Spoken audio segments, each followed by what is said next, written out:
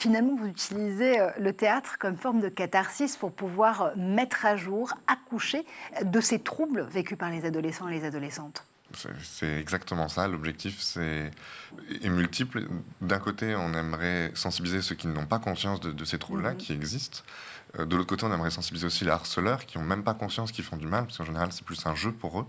Et puis surtout, accompagner les harcelés, leur proposer des solutions, des démarches, pour comprendre que ce n'est pas normal d'être harcelé et les amener à ne plus l'être, à reprendre confiance en eux et à trouver des belles solutions viables.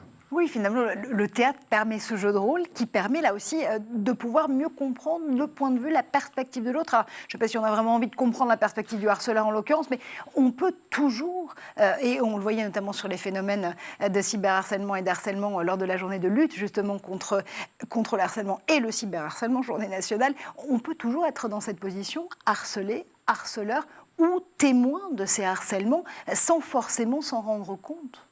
C'est ça. Et je rebondis sur ce que vous venez de dire par rapport à... On ne veut pas forcément connaître le point de vue du harceleur. Je pense que si. Ouais. Parce qu'au final, c'est très intéressant de comprendre pourquoi il harcèle.